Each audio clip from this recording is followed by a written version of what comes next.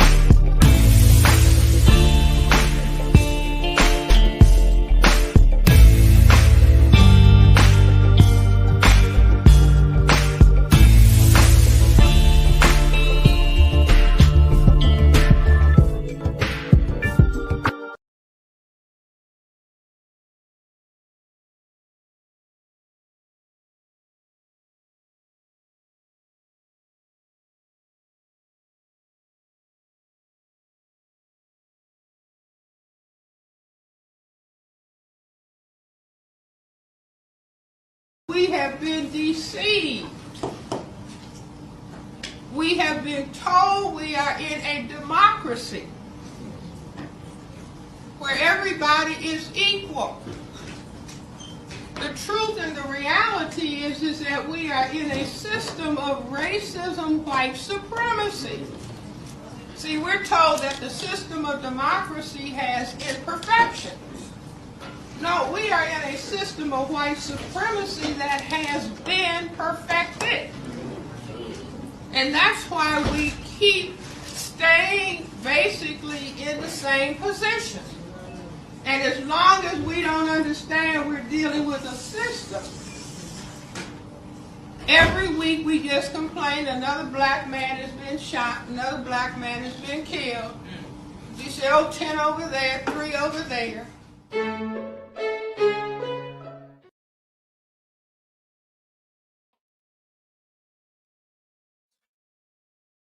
All right. Welcome once again to the beatzillapdx official show. I am your host, beatzillapdx officially.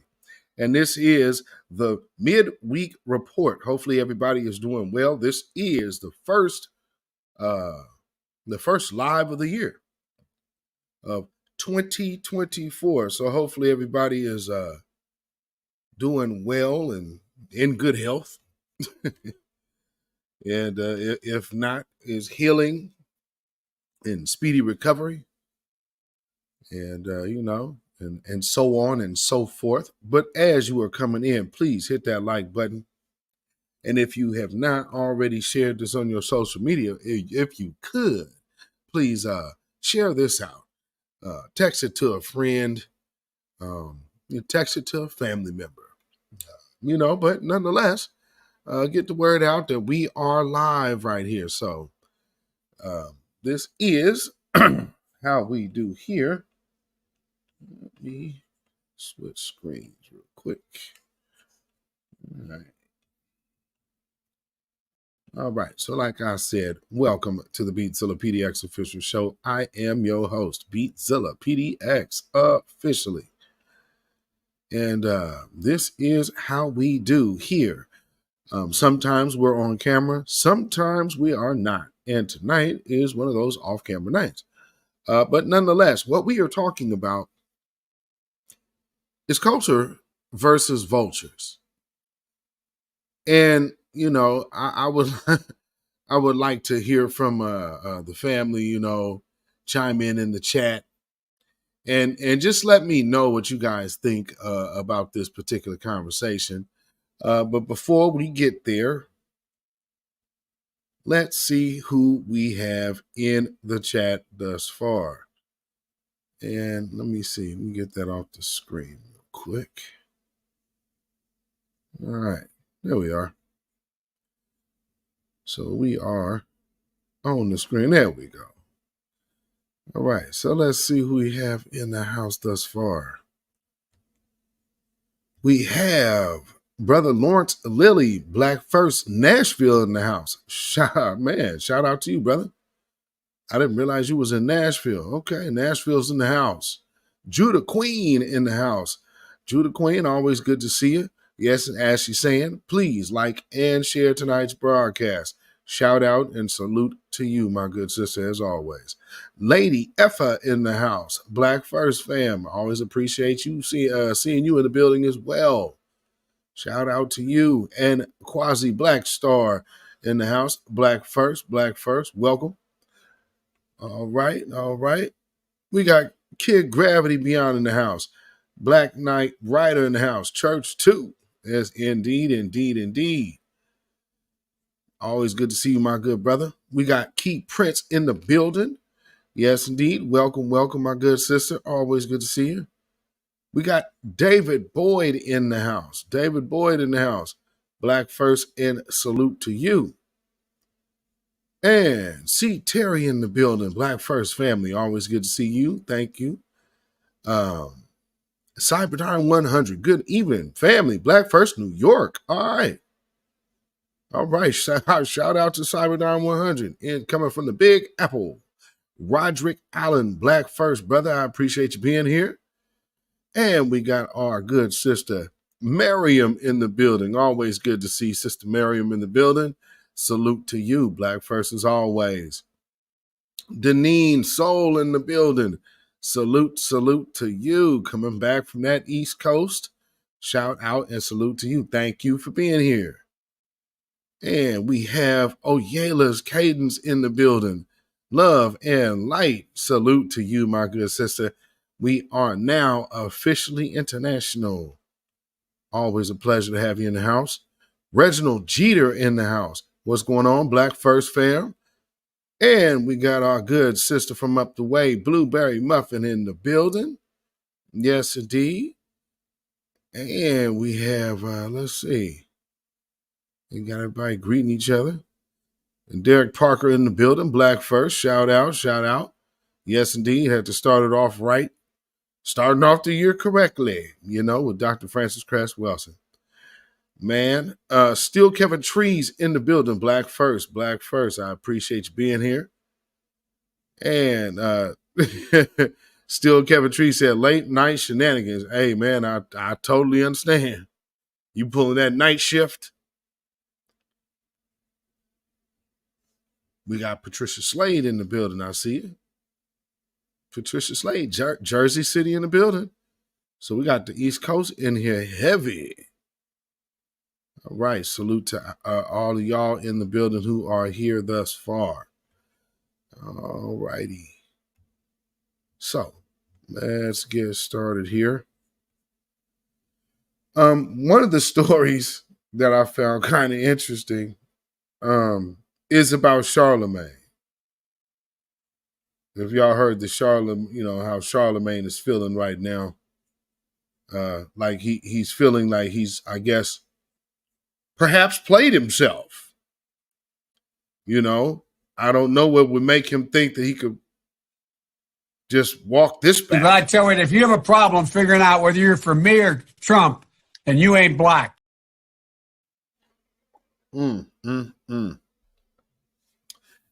Yeah, that sure didn't land well. So now he's saying that he doesn't, he feels like we've been abandoned.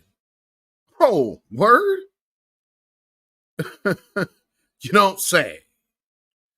Imagine that. You feel abandoned. Who do I see? I see somebody else coming in the house. I see Magic Dragon Lady Flawless in the building. Salute to you, Black First. Yes, indeed. Thank you for being here. So I made a post about it. Because again, Charlamagne feels that way. That's the price of selling out. That's the whole point when you selling out. Rhonda Smith, I didn't even see it. I totally missed you there. Rhonda Smith, Black First, Happy New Year. Absolutely, absolutely. Thank you so much. And thank you for being here this evening. Appreciate it. All right. So yeah, and Blueberry Muffin Jim Crow has got to go. Let's see. Let me get this on the screen. Where is that at? Hold on, bear with me 1 second. I need to find this. There we go. Snap. So Charlamagne the God feels burned by Biden endorsement.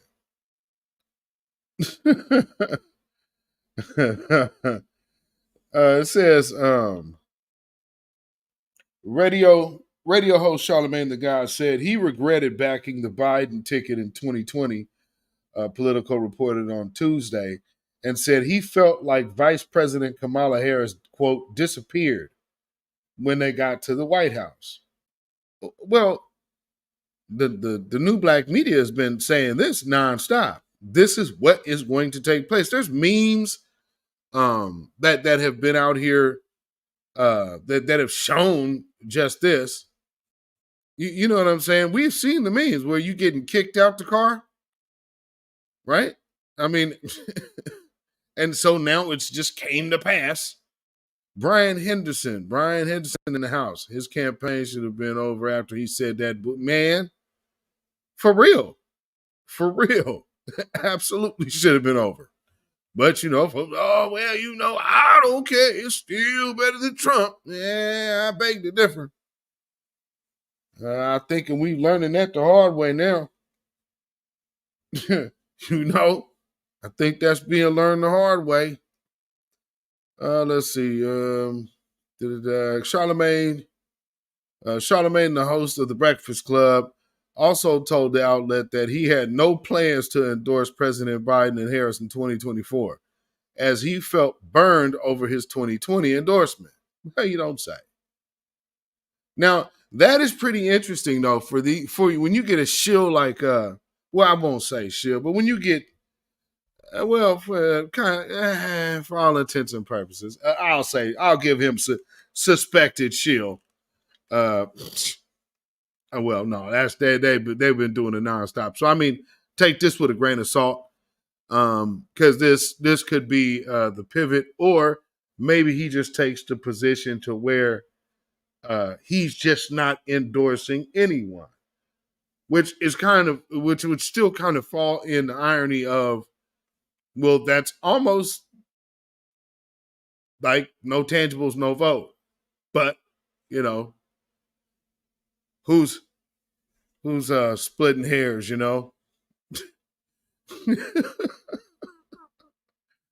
I've learned my lesson from doing that, he told Politico. Once they got in the White House, she kind of disappeared. You don't say. When I give people my word, like, yo, man, I think we should be supporting Kamala Harris for vice president because she's going to hold it down. When we say those things and people don't see her holding it down, that causes issues, Charlamagne continued. Oh, you don't say. So i.e. meaning you're feeling that your black card is getting revoked and that your validity among the people is dying daily. He's finally figuring that one out. He probably should have caught on a little bit sooner, but I guess, all right, brother. I don't know how this is going to work out for you, though, because ain't nobody coming over to the rescue, brother. DSM Sinister in the building. Charlamagne keeps taking L's for his masses. Man, don't he? B. Mick in the building. B. Mick in the building. Shout out to you, B. Mick. He knows that his credibility is shot with the streets, man, and that's just it. That's just it. He is very well aware that, oh man, it's kind of over because ain't nobody listening to him. He only thing he gonna be able to do is push an Oprah movie or something like that. That's pretty much where he's pigeonholed himself into with all of that. I mean, man, the most famous line, "You ain't black." That's said on his platform. I mean, that's insane. Nah, man. And it's going to still try to endorse it in the Mix Radio. Shout out to you, man. And Happy New Year to you, my brother. I understand. Man. Right. Derek Parker said, congratulations, Charlamagne. You played yourself. Facts. Let's see. Let me get back here.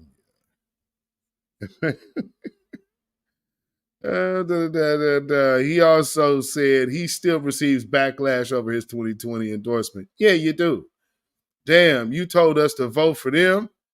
Do you know how many people say that to me all the time? He said. The radio host endorsed the ticket in 2020 because Biden chose Harris as his running mate. I'm voting for Kamala Harris. I'll tell you that in a heartbeat. Stupid. I'm not necessarily voting for Joe Biden. Yeah, you are.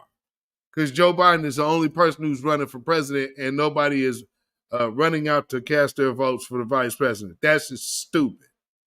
That was just a way to get black people to vote for him in the first place. So you didn't really, I mean, this is not, if this is what Charlamagne calls cleaning it up, man, he in trouble. Let's see. Oh, I'm voting for Senator Kamala Harris, he said at the time. Man, get out of here. I believe she's a political change agent, exactly the leader this country needs to lead us in the future. If she's not, I'll just be wrong, Charlamagne said in October 2020. Well, brother, the 2024 election is now up on you within this very same year. And you played yourself.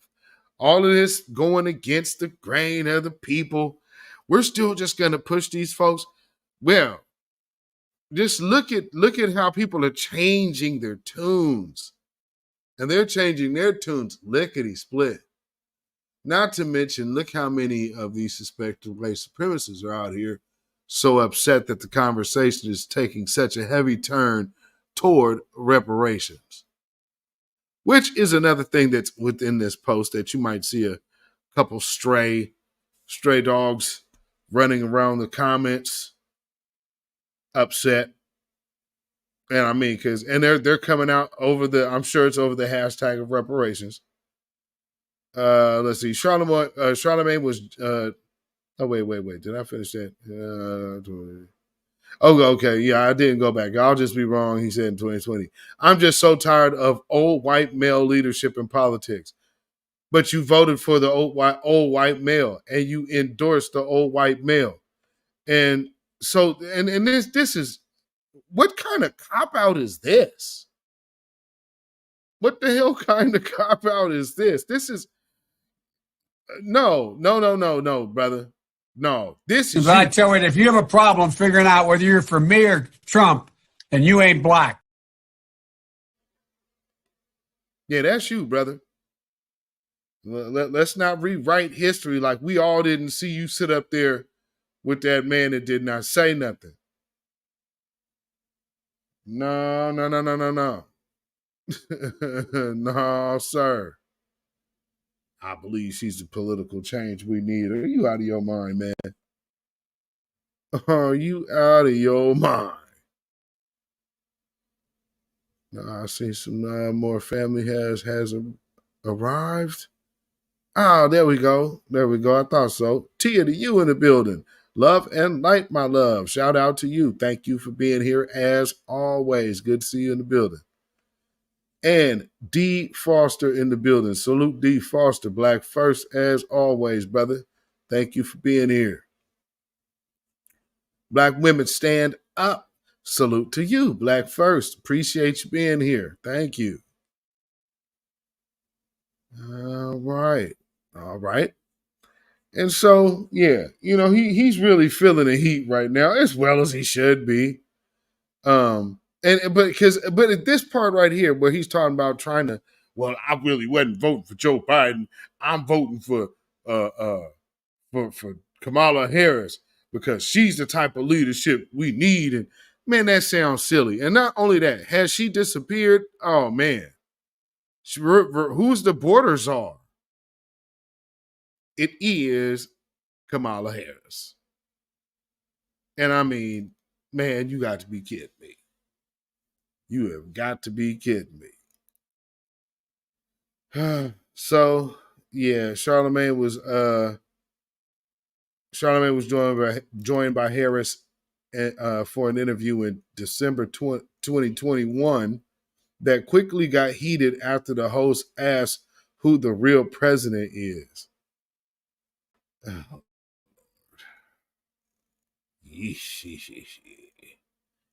I want to know who the real president of this country is. Is it Joe Biden or Joe Manchin?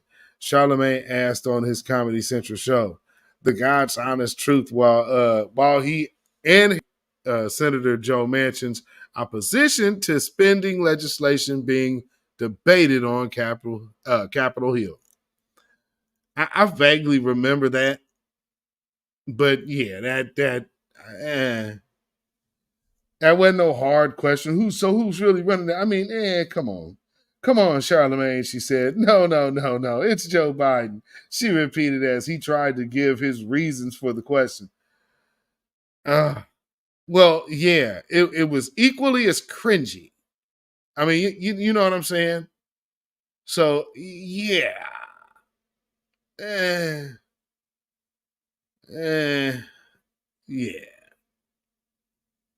And I think that's all I got to read of that, because at the end of the day, Charlamagne, you let this dude get up here talking crazy to Black America with unchecked.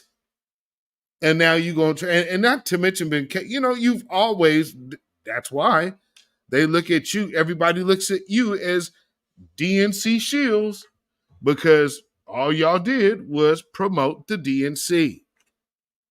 Well, they show you how they repaid you. And we'll never forget that this was you. I tell you, if you have a problem figuring out whether you're for me or Trump, then you ain't black. So for that, Charlamagne, you get one of these. Sambo!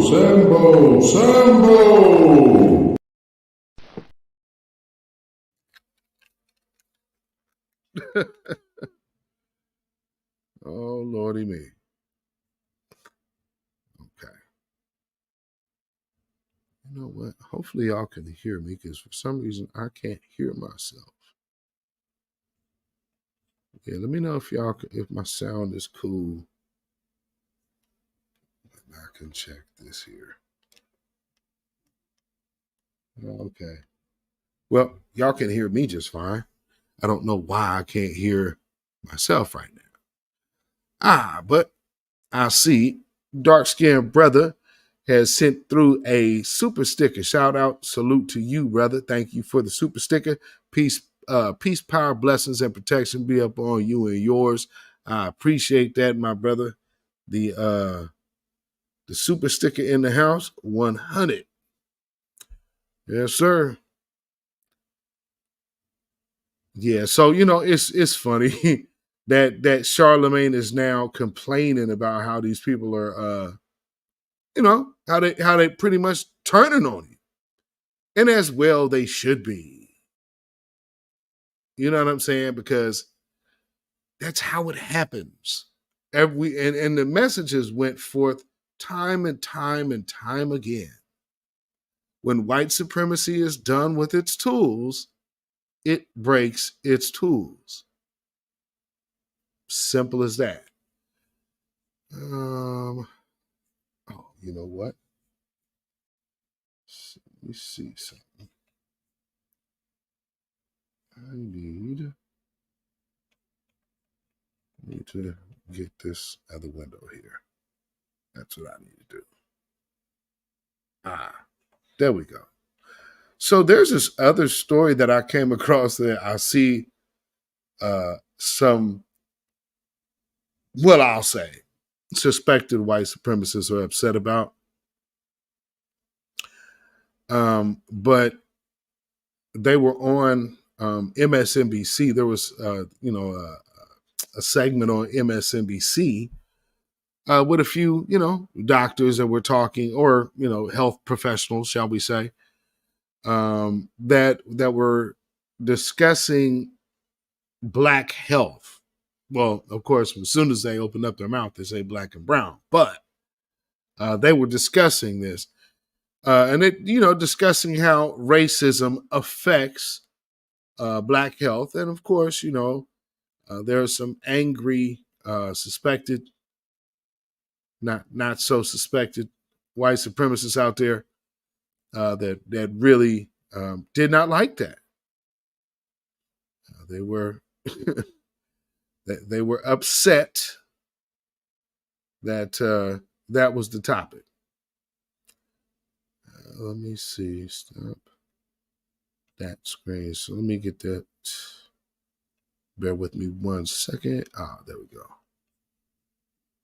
And I'll play you the little quick segment of what I believe pretty much angered these folks. I mean, because any time you start putting Black people in the victim seat, and rightfully so, you start seeing who really doesn't like Black people come out, and then they'll start spewing their anger and whatever. But let me get this video queued up for y'all, family. We not doing a commercial, so I'm glad there's no. I don't even know if there is. Hold on.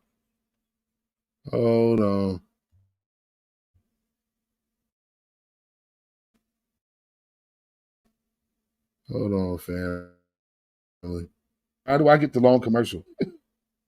Hold on, let me see if I can fix this. Just 1 sec.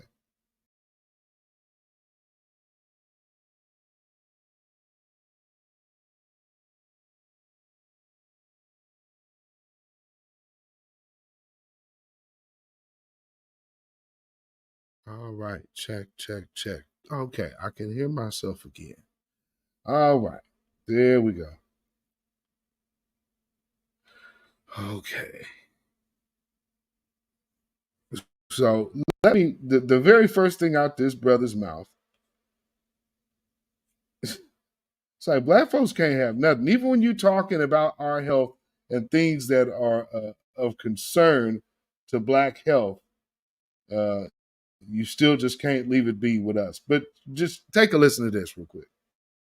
Now, there's a groundbreaking new study which has found a strong link between racism and chronic poor health conditions for Black and brown communities in America. A team of research. Now, I mean, maybe one person up there represents brown. I don't know, but kind of hard to tell. Researchers conducted the first of its kind study in Durham County, North Carolina. And what it found was a correlation between markers of structural racism, such as income, education levels, and housing, kidney disease, diabetes, and hypertension in the community. In simpler terms, factors like high unemployment and subpar educational levels actually play a role in health outcomes. You don't say. Historically, Black and brown individuals already suffer from disproportionately higher risk conditions compared to other ethnic groups. This compounding issue. Wait. Black and brown ain't one ethnic group. Did you catch that? He's going to mention other ethnic groups. Hold on. Black and brown are not one ethnic group. That doesn't even sound right. He sure did sneak that in there, though. Wow. Develop interventions that can enhance community health. For more on this, I'm joined by Dr. Ebony Boulware, the senior author of that study, which was published this week in the Journal of American Medical Association's Open Access Platform. And also with us is Dr. Uche Blackstock, founder and CEO of Advancing Health Equity. Dr. Blackstock also has. Okay, so that's who I want to hear, because that's who they kind of are upset about. Including housing, education, and unemployment. Can you clarify for our audience how the prevalence of certain factors like inadequate housing and schools, and even the quality of nearby medical facilities, they are all indicators of structural racism, which can then negatively affect these actual health outcomes? Yeah, thank you so much, Charles, for having me. An honor to be on with Dr. Boulware. Thank you for this study. It's so important to informing what policymakers need to do. I think so often we think about health as individual choices that patients make. And instead, we really need to understand how practices and policies, the legacy of slavery, the legacy of Jim Crow, current day systemic racism impacts the health of our communities.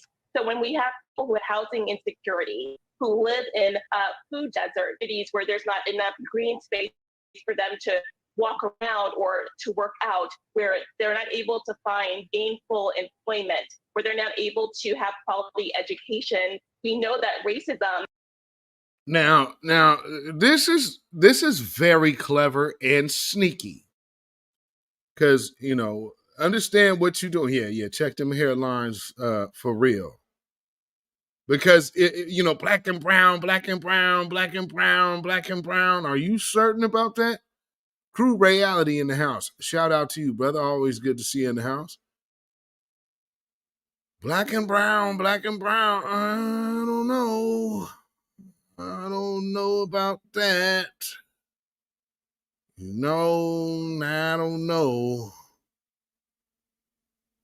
And Ricky Manor says Brown doesn't do music business with black. Or with no, they don't. No, they do not. I would have to agree. Mr. Power Tool in the building. Shout out to you, my good brother. Yes, indeed. Cut that check. Oh, yeah, there's that. Asians and Hispanics do not call themselves brown. No, they do not. Both groups readily identify with their countries of origin. Absolutely. And if it comes down to what they're putting on paper, that will be a W.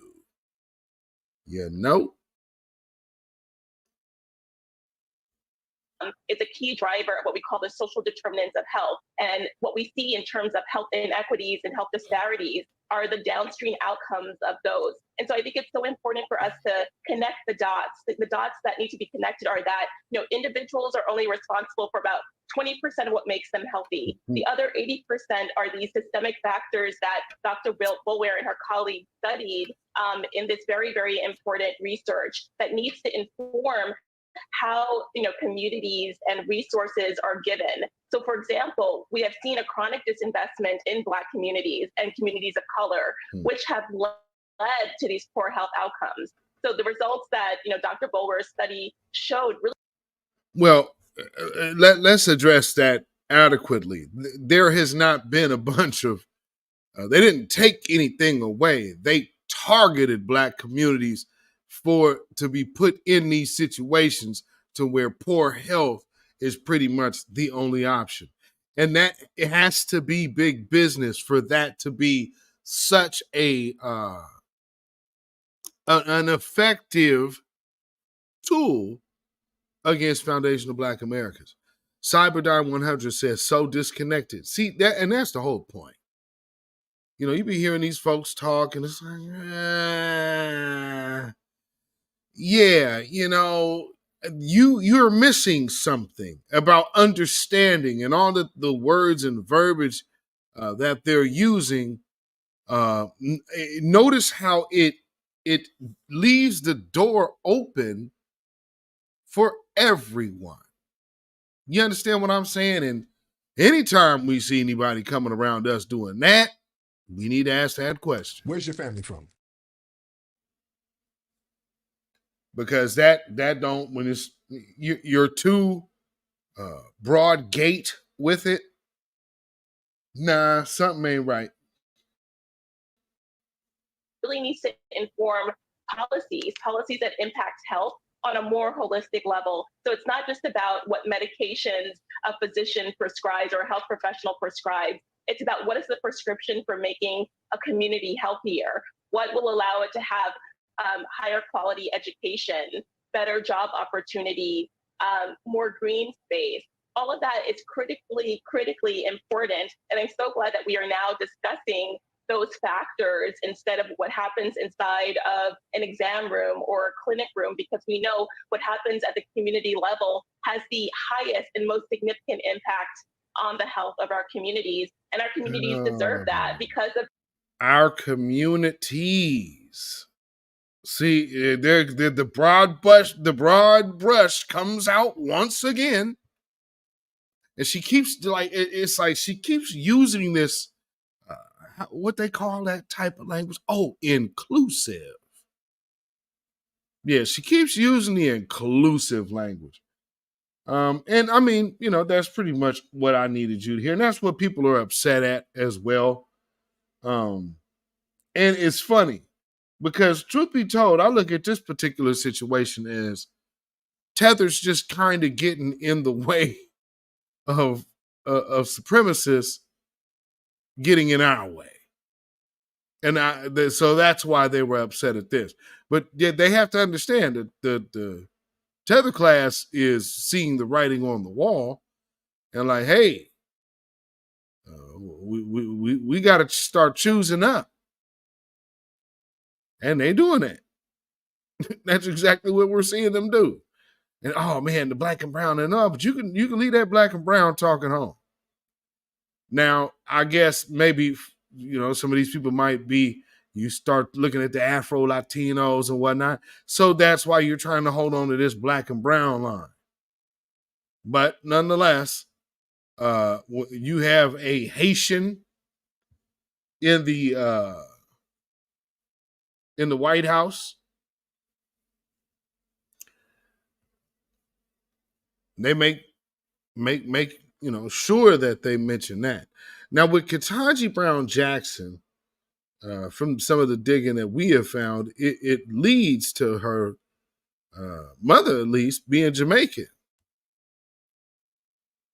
Now, haven't been able to solidify that, but even out of her own mother's mouth. Now, I would have to get clarity on what her mother meant by what she said.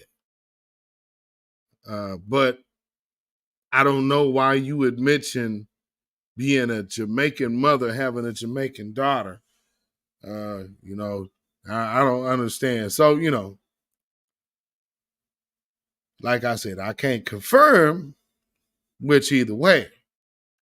But, if that's something that's coming out of her mouth, then, I believe we have played that video here on this broadcast, by the way,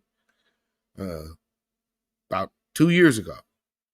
Or no, not 2 years ago, when she first popped out. Key Prince says she's Jamaican. Okay. Like I said, I wasn't going to say for certain, but,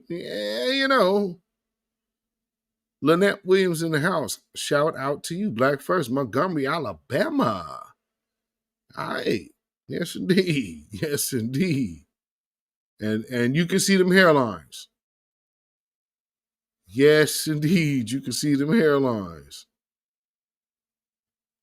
Oh, yes. And by the way, excuse me, before I forget, I want to say shout out to our brother Afro Elite. Congratulations on 10,000 subscribers. So he has hit that milestone of 10,000 subscribers. So salute to that brother. And many more. Now let's see where we going. Oh, okay. Yep. I know where we going next. Oh, Lord. This is crazy. Sure. Let's take it. Excuse me. Okay, so we actually have a Karen story for you. I'm pretty sure y'all even heard this. I'm pretty sure y'all probably already heard this one. The Amazon driver was accosted and I would say assaulted by a Karen / Gertrude trying to deliver her packages. And, obviously somebody felt like the time was right to try to manufacture the racial ambush. And that didn't happen.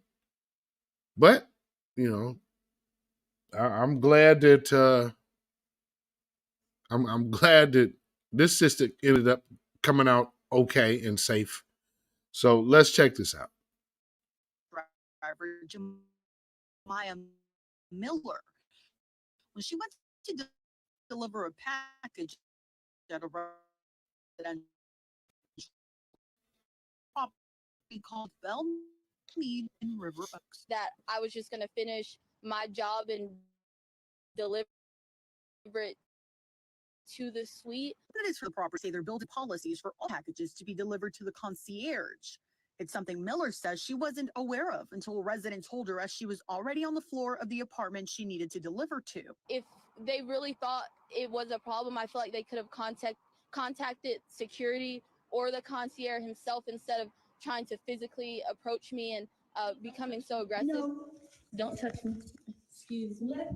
Excuse me, please don't Miller touch says me. she started to grow concerned, so she started recording the interaction on her phone. I mean, being a Black woman in a rich white neighborhood, mostly white neighborhood, I did feel like the people would probably believe those residents, being that they were older white women. Excuse me. She's attacking me. Please She was saying she's attacking me. Wow. You can clearly see her She's attacking me. as she's And you're seeing her attack her. So, yeah, in that moment, it got a little bit more scary, too, because I felt like she was going to try to make false claims about me being there. Miller has No, she was actively making false claims. Investigator. Bellmead property representatives say the actions of third parties do not in any way reflect the values of the property. They say they're cooperating with police. Daniela Hurtado, ABC 13 Eyewitness News. Wow.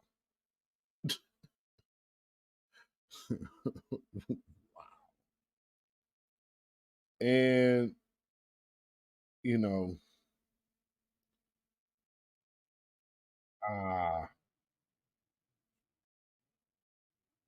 now I got the video. Well, we're gonna put this on. Let me get this on.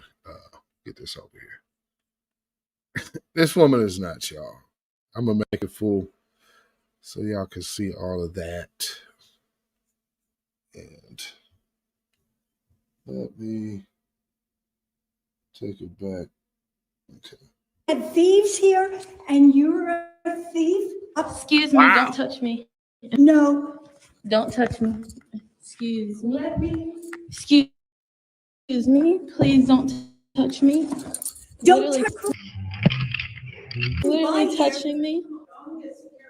Okay, yeah, do that, please, because she's harassing me. Thank you. Please call security. Thank you. Please call security. You don't. Excuse me. You don't. You're. Excuse me, ma'am. Wow. Excuse me, ma'am. You're. Excuse me. Now you hear the other woman? No, I'm gonna call them on you. Wow. No, I'm gonna call them on you. So they over here both, like I said, over here trying to coordinate an ambush. Black First Coffee in the house. Shout out to you. Salute to you, Black First. Yes, indeed. Yeah, she said she needs a mortician, man. You know, I don't think she's from the lineage. Man, I don't know. That's kind of iffy. She's attacking me. Please call She's security. attacking me. Wow. She's attacking me. Please call security. Excuse me, ma'am. Stop here. Excuse me, ma'am. I'm calling it on you. Excuse me. Excuse me, ma'am. Excuse me. Amazon. Do that, please. Oh, please do it. Karen 1 and Karen 2. Yeah, look at both of them ready to lie. Ready to go put their hands on the Bible and go lie. Oh yeah, she was over here and she was violent. She had a gun and she was doing all of the worst. And you know, I just didn't feel safe. Oh my God. Man, tell you.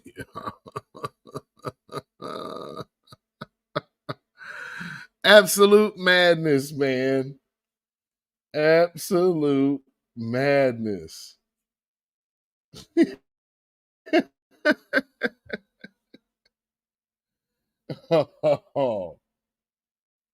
and you know what are you gonna do? What are you gonna do with that? What are you gonna do with that? All right. Now,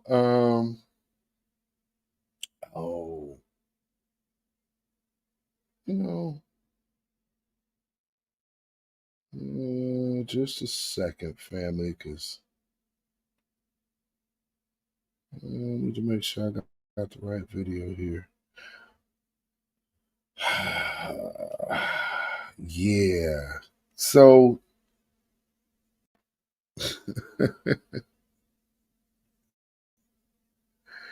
starting off the year with a bang. You know, y'all might have already seen the melee in Las Vegas. And might have seen an angle or two. Well,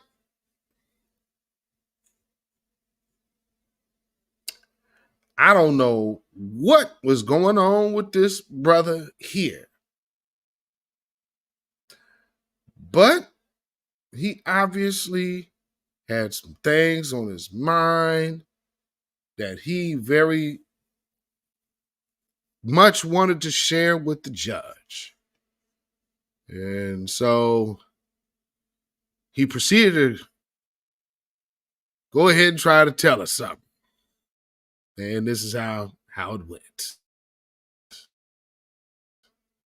He gets a taste of something else because I just can't with that history.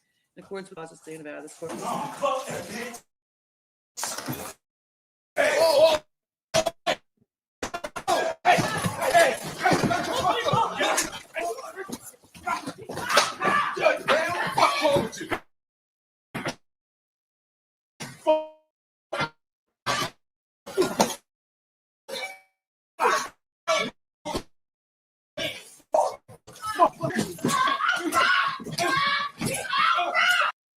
Listen to the black women in the back. Now you had to know that your family member, you had to know that your family member was so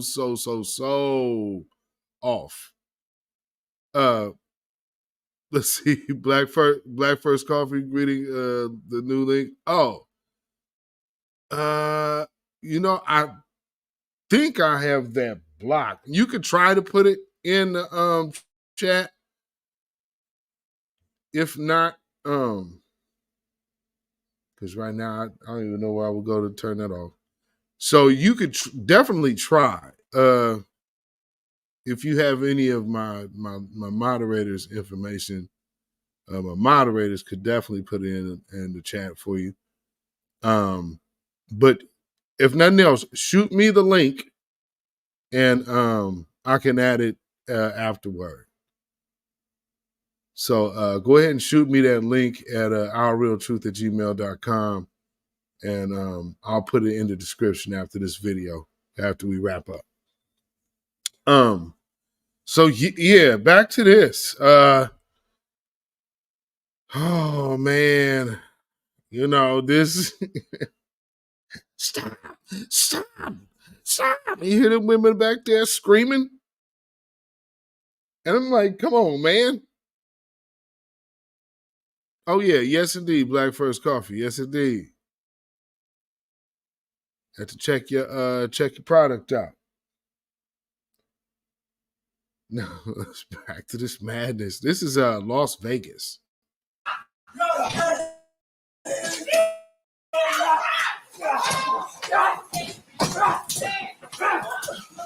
Hey, get off her! Get off her! Oh, man. You're good. Good. Stop!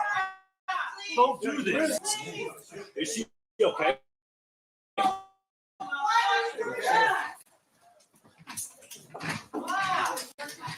Hey! Hey! Can you fucking radio somebody? Yeah, give me our talk. Fucking radio somebody.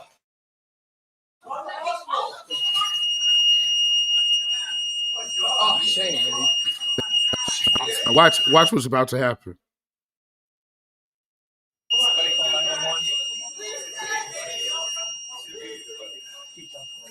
Hey, where's Mary Kate? She's right here. She's right here.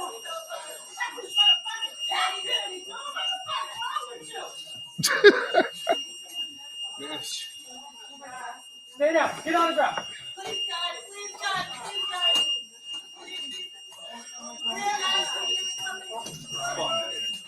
And that woman just said, "What the F is wrong with you?" And then start turning around and started praying. This is a whole disaster. What was going on here?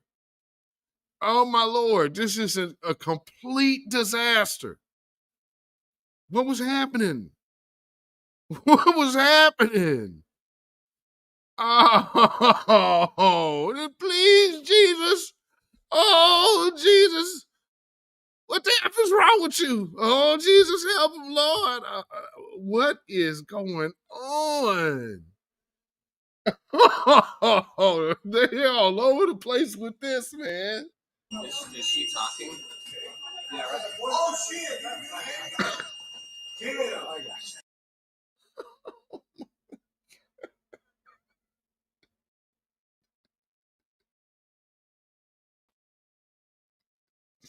Delete, though. It's delete.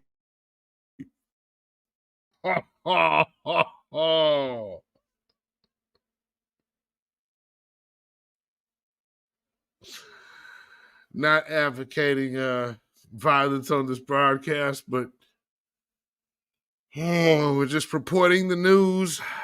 And it's out of Las Vegas today. There's a disgruntled defendant who got denied leniency and promptly showed the court why, with his record, she made the decision she did. And he promptly demonstrated that before now the whole world to see. Good going. Good going. Black Anthem in the house. Salute to you. Black first. Oh boy, oh boy, oh boy. You talking about a major beast. Jeez. Young Nine in the house. Oh man. Yo, that went left super quick. Oh my goodness. Micah Johnson, little cousin.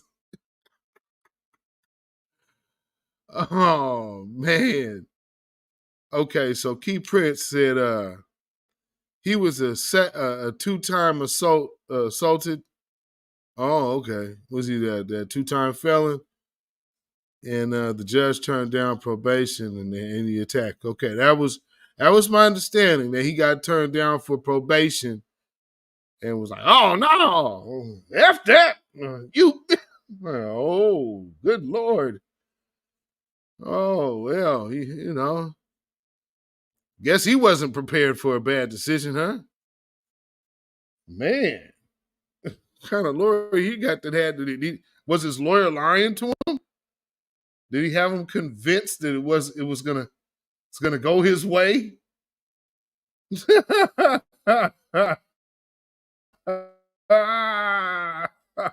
Oh no, man.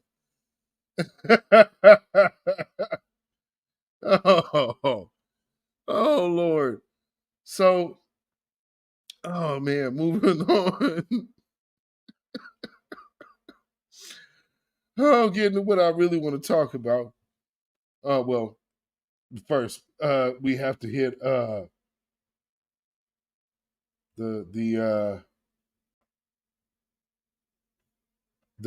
whole quick conversation about Harvard.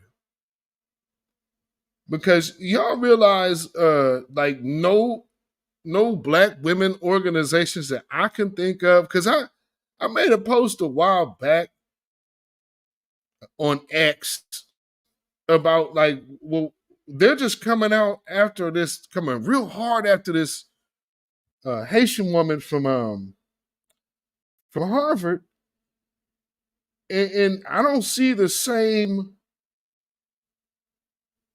I guess, sister girl having her back. She's a black educator. I mean, because this a whole president of a college. No love for this woman, huh? It's just pretty interesting. I just find it very interesting. Like, dang, nobody came to her rescue, huh? None of y'all got nothing to say, huh? Well, now they're coming out with theories about why she had to resign and whatnot. Let's hear Simone Sanders.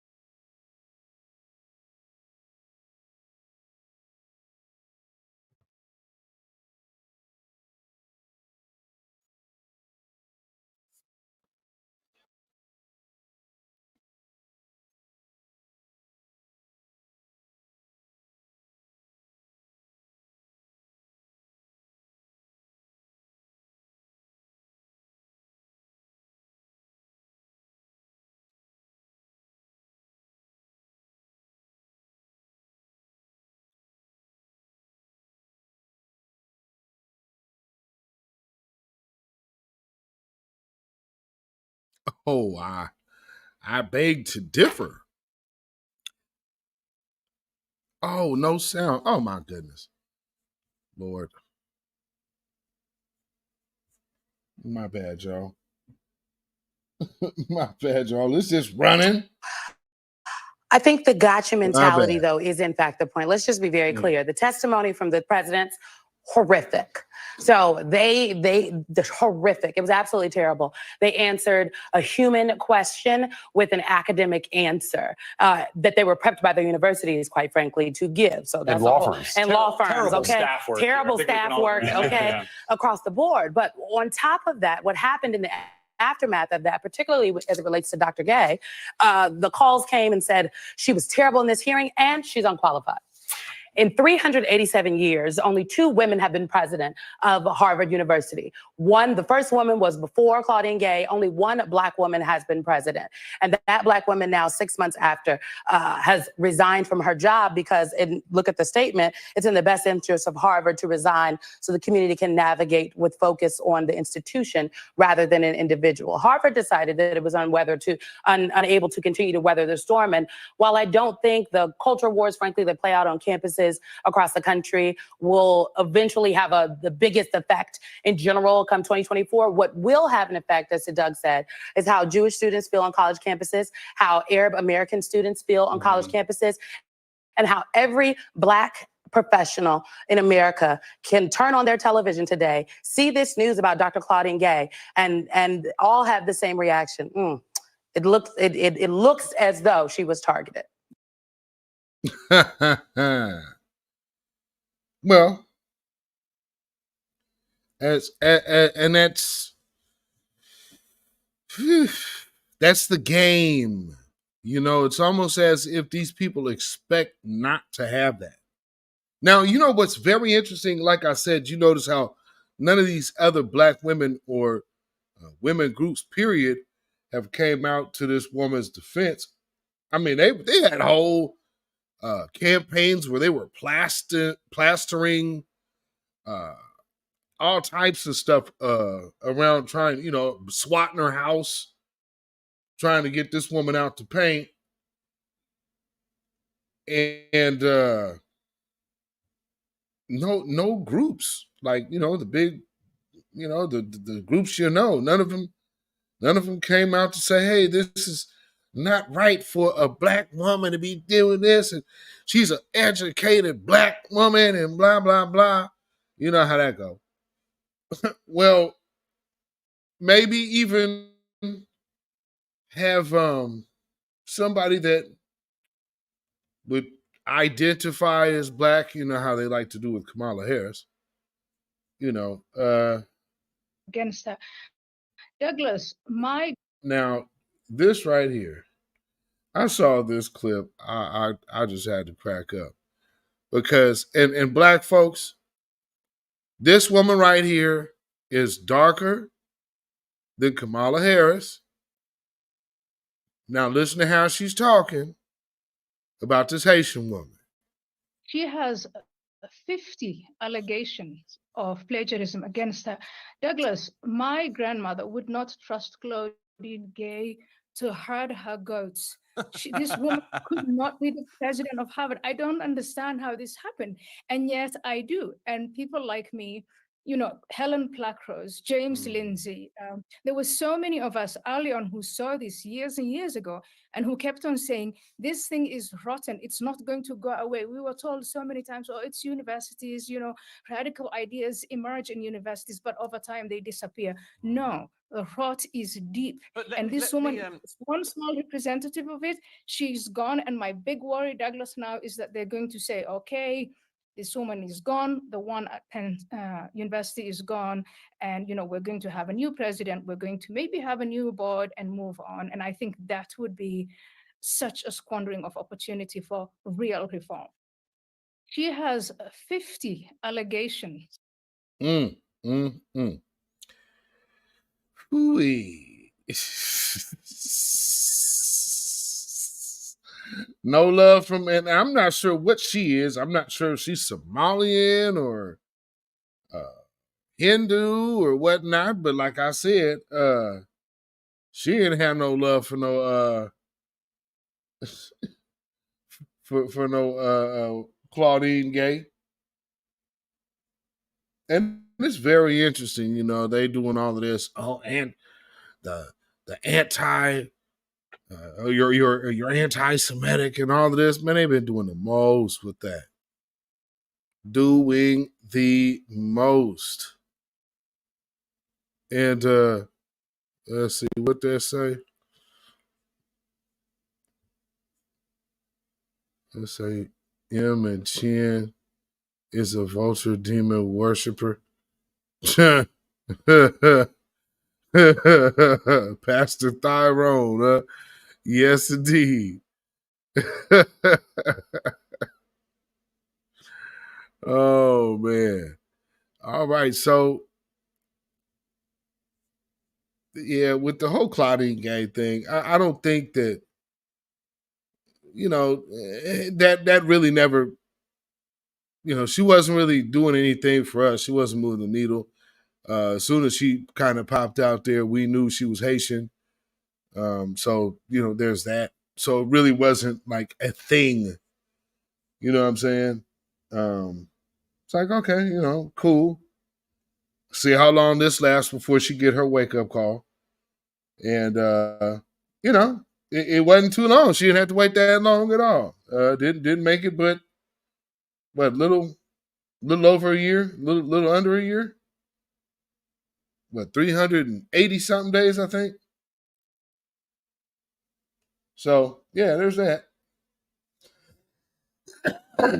Excuse me.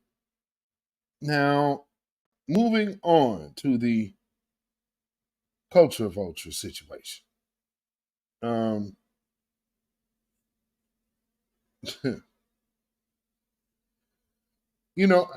find it ironic how many black folks, well, and let me say, I say black folks lightly. Shall I say melanated people, because I'm sure a lot of these people that are in these comments are tethers. But a lot of these dudes, especially, they be in love with these non-melanated women. And it's some be doing more than others. And so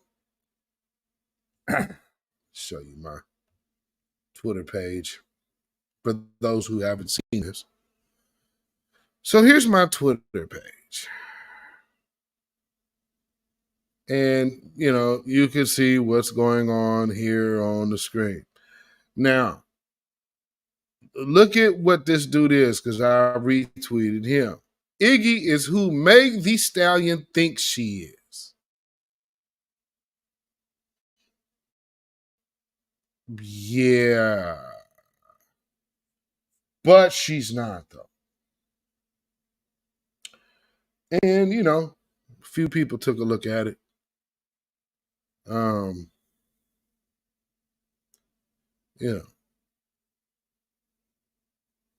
Some of these folks,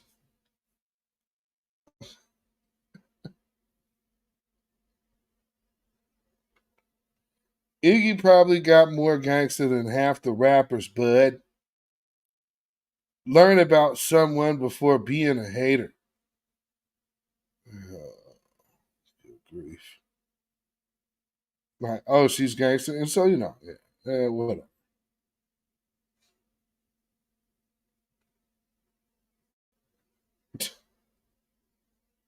Well, let's see. They all lack talent. Yeah, I would say so. But I looked at the response to this. And, it's just her with her fake self shaking her butt. And that's about the gist of that. All right? That's about all that there is there.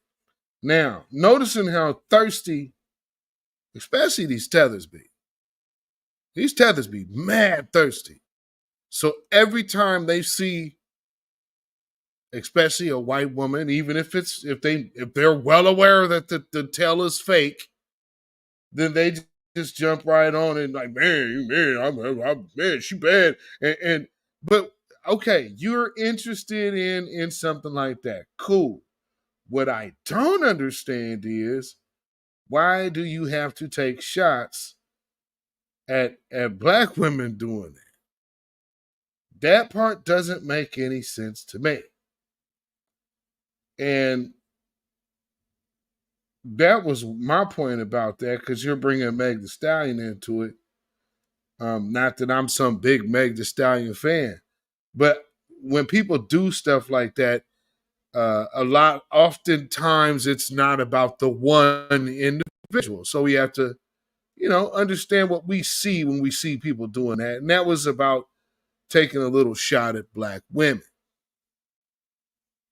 Because, and that's the kind of the name of that game. But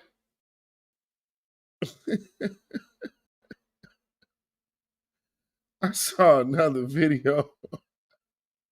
I don't know if I don't know how legit this is, but let me turn the sound off.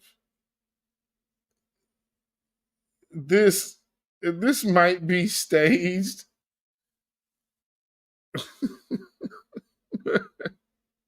The family.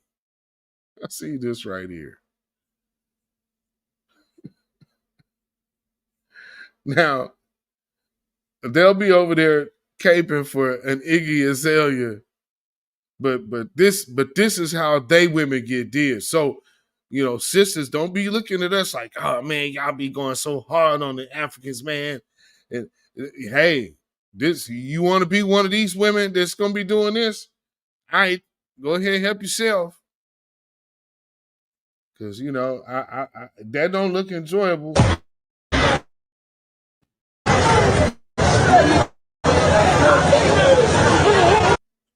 He's just going to instruct her over there. Now, I don't know if this is some kind of skit or what. Billionaire Prince Ali visits the market.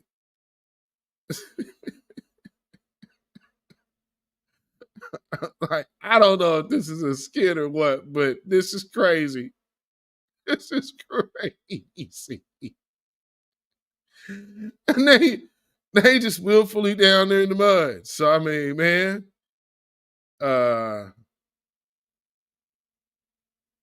she's washing his feet. And he come right over here and be, ooh, Miss Ann. Ooh, Miss Ann. So I want y'all to see, like, now, y'all ain't gonna get Miss Ann treatment. Y'all gonna get this treatment right here. Yeah, now Miss Ann gonna get the grooving gorilla.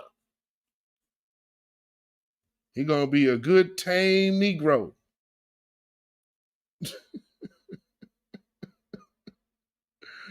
But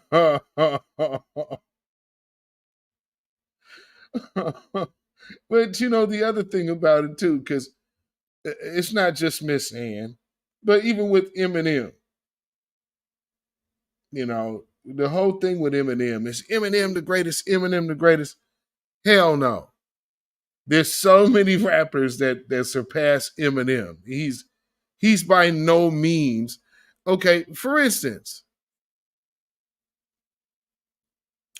when we start comparing artists and artistry, there is an originator in a Tupac Shakur. What is the original situation that Marshall Mathers brought to our hip hop? You know what I'm saying? He landed on Dre in a perfect time. And then Dre was able to really make his career something. And, having the stamp of a Dr. Dre goes a long way. Just like having the stamp of T.I. goes a long way for Iggy Azalea. Now, with Iggy Azalea,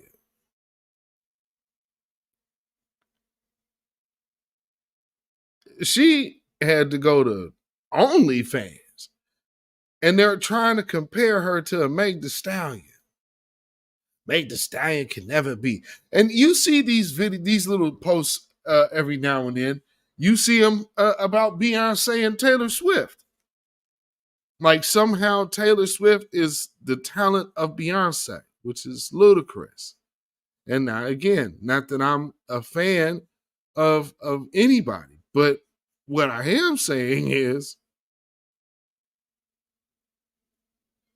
Beyonce runs circles around Taylor Swift. Meg Thee Stallion runs circles around Iggy Azalea. And there's about 30 other rappers that would run circles around Eminem. I mean, that is insane. Let's see. Who could I put before Eminem? Just bars for bars. I mean, you know, I look at Tupac, of course, as an icon. And you also have to listen to his rhymes. Also think about impact. So I would have to put a Tupac over Eminem. Next would be on the innovative level as well, which would be an Ice Cube. I could do that. As far as groups go, I think most people would, of course, kind of just grandfather Run DMC in. But for me, I would say more Houdini. Because Houdini was the ones with, they had like dance cuts. You could dance to Houdini's music. You understand what I'm saying? Oh yeah, I would definitely put Biggie before Eminem. KRS-One before Eminem.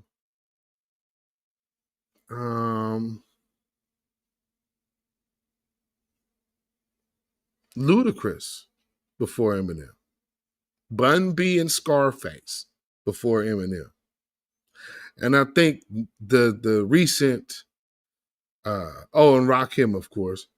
But I think the recent, I haven't got to Big Daddy Kane yet.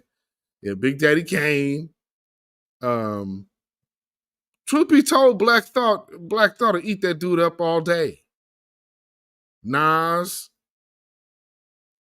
I mean, we're talking about game changer MCs whose music still stands the test of time to today. And you know, I think where people get it wrong or get it twisted when it comes down to Eminem is that they relate him being with down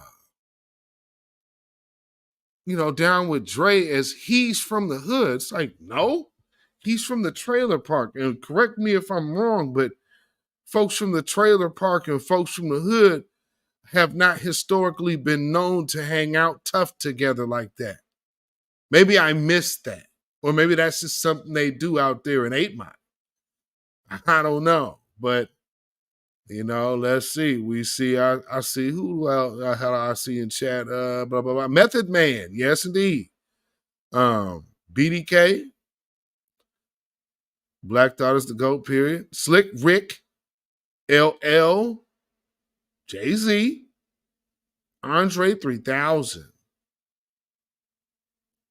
And I'll be honest, not that I'm a fan of Lil Wayne at all, but to keep it a buck, if you gonna bump somebody's music, who you gonna bump? Lil Wayne or Eminem? Oh, DMX, hands down, better than Eminem. DMX, hands down, better than Eminem. Absolutely. Dej Loaf is better than that Culture Vulture. I like Dej Loaf. She came one and done. Too Short. I don't know if I'll put Too Short, to be fair. As far as rhyming, I don't know. But as far as impact, though, impact and overall brand of MC and just setting the whole tone apart. I mean, shoot, that's altogether a trend setter. So I definitely have to give that a strong honorable mention. E40. Oh, E40, most definitely. And I'm from the West Coast, so I can definitely tell you E40. Ice-T. I don't know if I would lyrically put him over Eminem, but you got to look at all of these people's and the impact. Again, that isn't because who I'm mentioning, these people are game changers. When they started doing what they were doing, things changed. And so you got to think.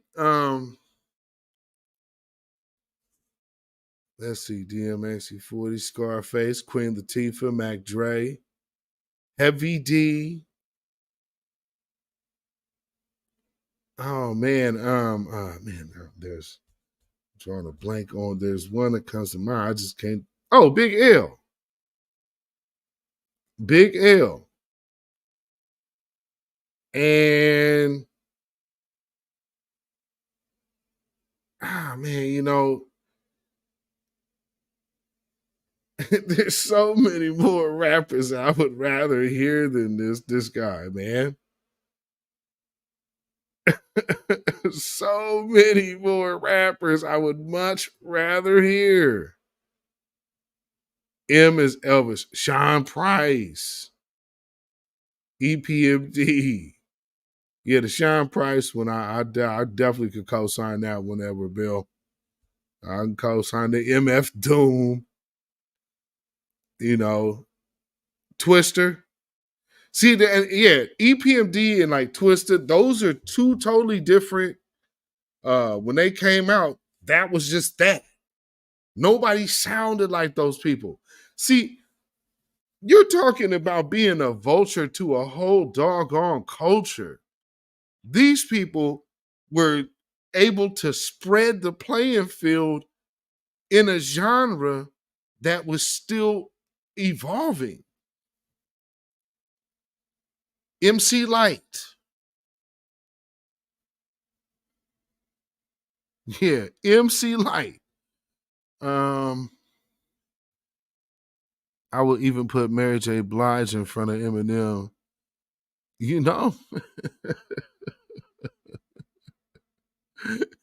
make a great point.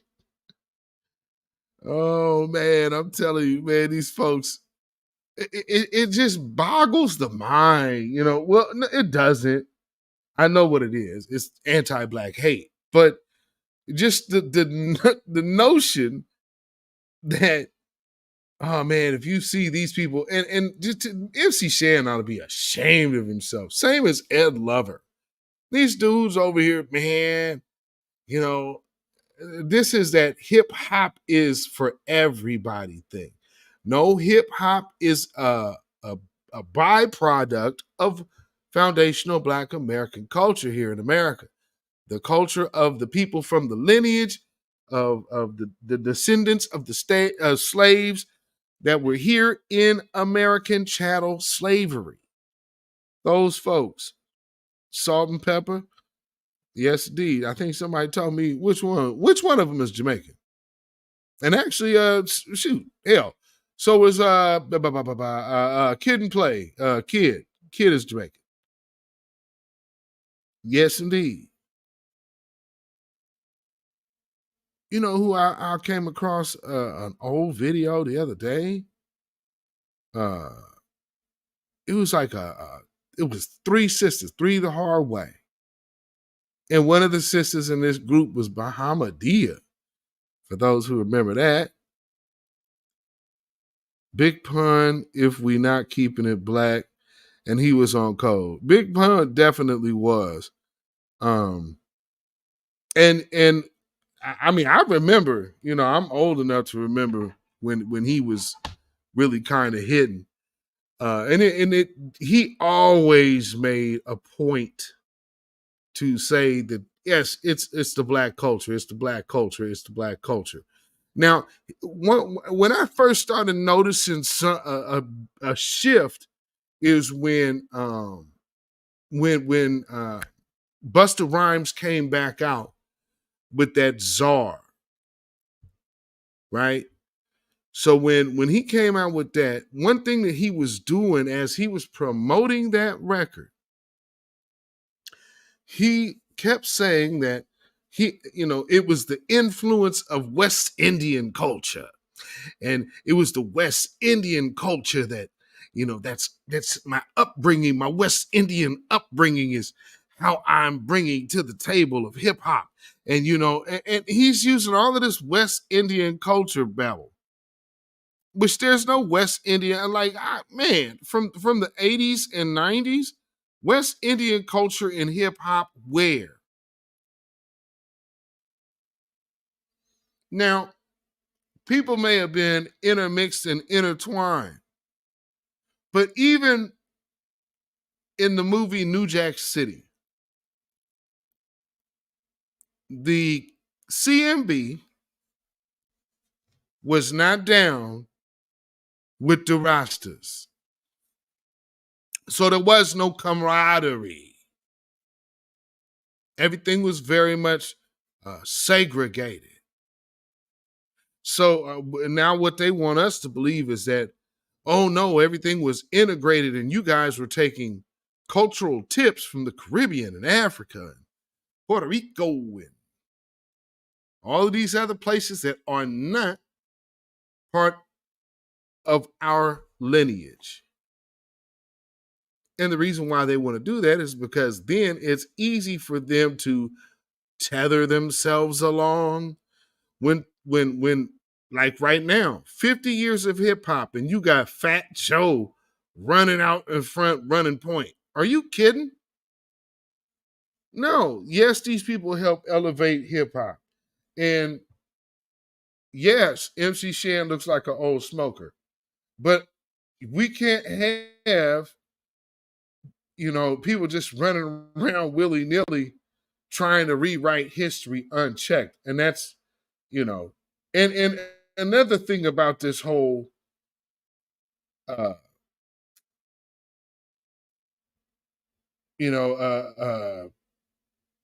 culture vulture appropriation business.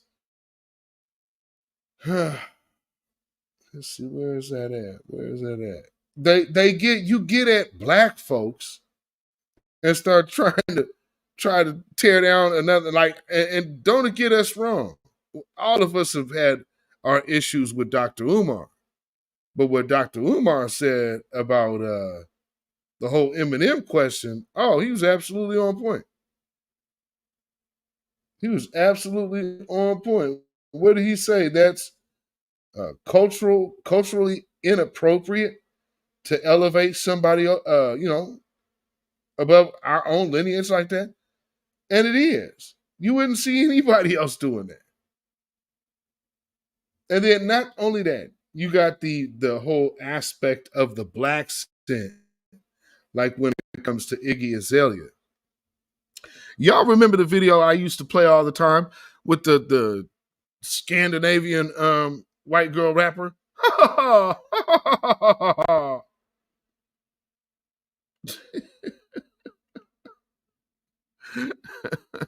And then she just get a pass. People just be giving this girl a pass for sound whole black scent, and it's cool. I don't get it. Because that girl sounded firmly Scandinavian. Yeah,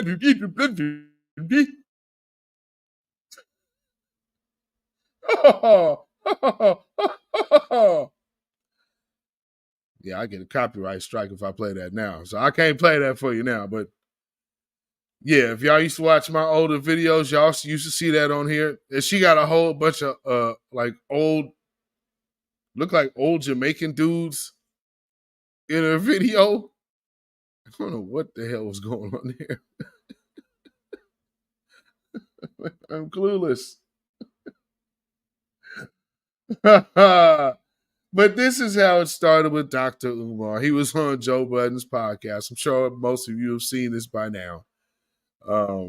But we'll revisit it for the time being. And there's another clip that I'm not sure everybody has seen yet. But check this out. You don't think Eminem is one of the best rappers of all time? According to who? You, rap fans. Let me say something to you. And this is going to my African fundamentalism. No non-African can ever be the best of anything African. It is an insult to the ancestors. It is an insult to the race. And it is an insult to every black person. Do you think I could go to Palestine and be the best anything of Palestinian culture? You never see that. You think I could go to Israel and be the best of anything in Israel, whether it be a cook, an instrumentalist, a dancer? Hell no. And we have to stop naming non-African people, Joe. But I disagree. Stay with me, though. Let me finish this. We got to stop.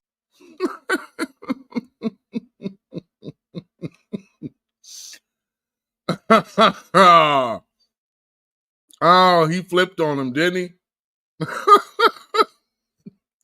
he? Umar went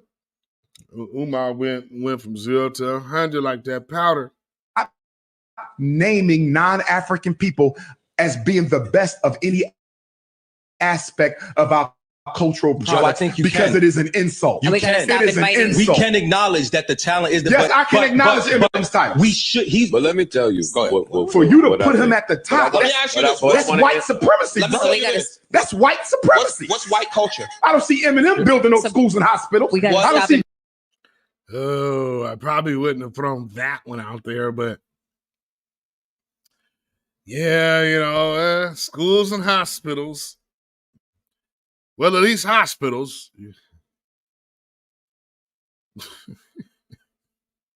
Maybe we can shoot for hospitals next, because there's not a school. DJ Khaled building those schools and hospitals. I don't see DJ Vlad building no damn beds. Yo, I'm asking you. Hell no. Let me ask you a question. Ain't no.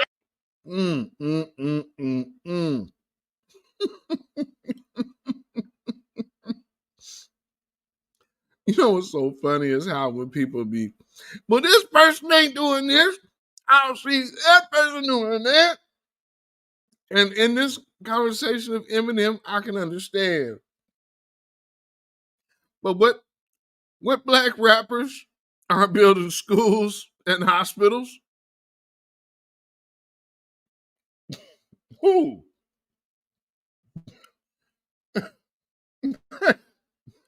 What? Oh, man. So,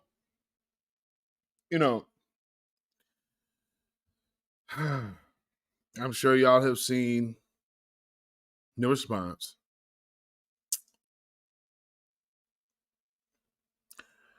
Coming from a old hip-hop pioneer. And you have to understand, a lot of these old pioneers, some of them have had, have went through some things, and life might have been a little hard for some, and maybe not as much for others. But in MC Shan's case, I'll let y'all be the judge. Picked up Pete Nice later on, but Search was that real thought, authentic individual. Back then, only MC Search and Aaron Fuchs was allowed to be in the projects, being Jew and white or whatever the fuck they was. If you wasn't Aaron Fuchs or you wasn't MC Search, they wasn't letting you nowhere near the project, son. So, same thing with MC Search. If you want to say MC Search is money or culture butcher, fuck you, nigga. Oh. See,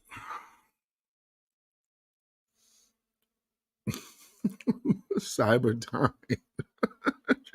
No babble again. Oh, man. You know, the thing about it is, my Lord, boy, he looks bad, don't he? You now you're throwing MC Search in there. Now you're gonna start looking for all the white because man, Snow. I love Snow. I was hanging with Snow. I was hanging with MC Search.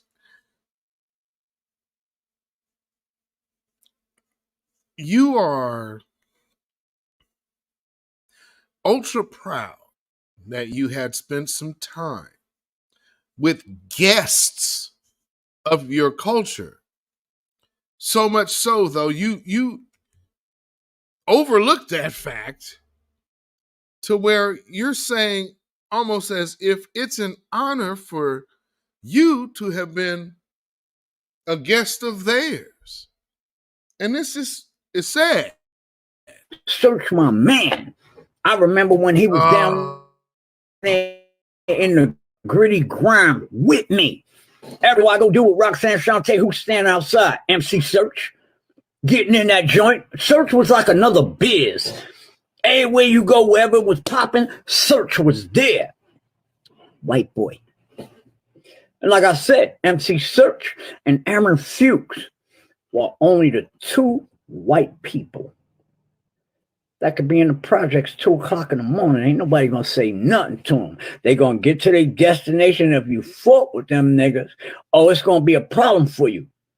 That's how it was, son. And so, Dr. Umar, I understand you on this black culture thing, but you're jumping on the wrong thing.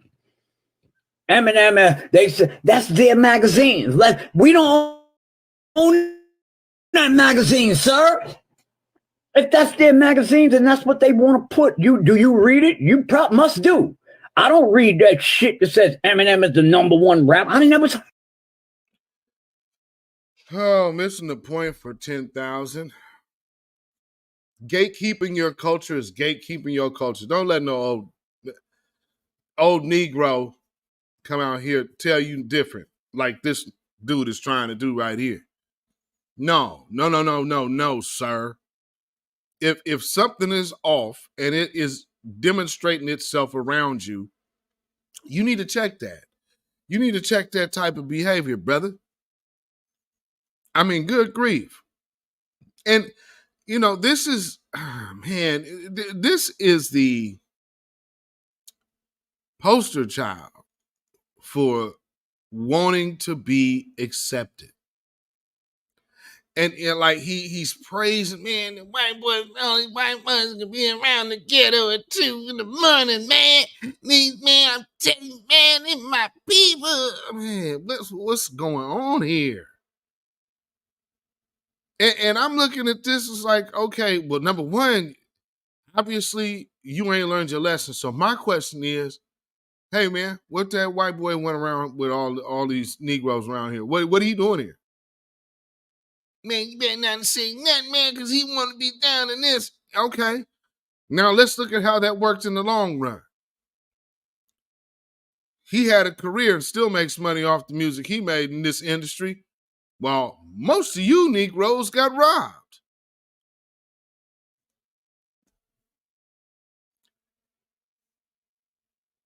And you still caping for him. Damn. Well, people, boy, oh boy, you don't know how to identify now. Heard that shit until I heard you say it. Because you read their fucking propaganda. I don't read that shit. I never heard that shit until I heard you say it. Eminem, come on, but M deserves a motherfucking slot in this game. Because like I said, M was no Mark Zuckerberg. M was no rich motherfucker to just come rob the rap game and step off. M motherfucking came in this motherfucker. He had more problems than any black nigga. Why? Because black niggas get fucked up on cocaine and mollies and shit. Eminem had fucking pill problems, son. He had fucking white boy problems. Yes, but he's a white.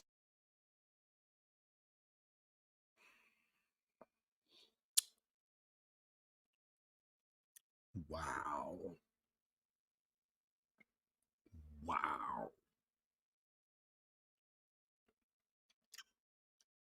Is this man making excuses for white junkies now?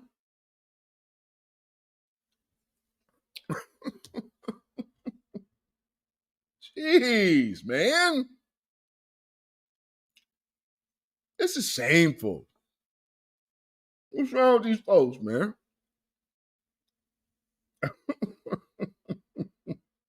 And then you got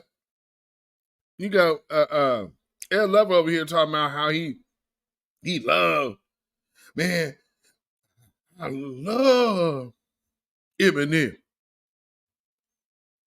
Like, dude. Now this next clip is hella funny though. So I guess they were able to hold a speaking engagement for Umar, and I guess they must have found a church of some sort, and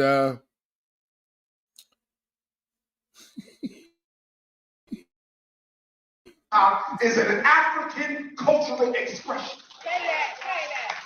How the hell you want to let an outsider come into your culture and then brand him the best of all time? See, that's the slave in you talking. That's your white Jesus condition.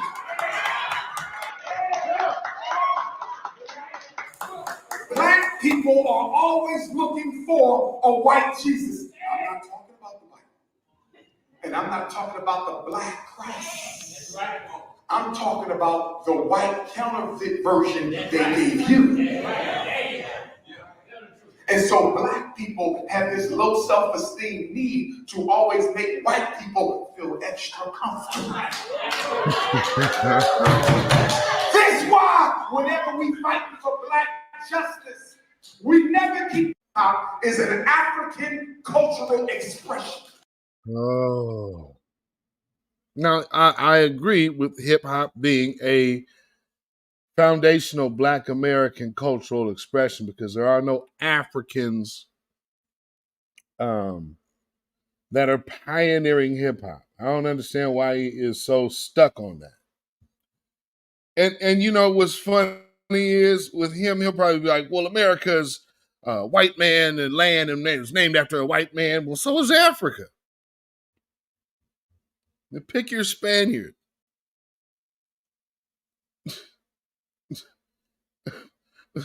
It's all European, brother. So does it really matter?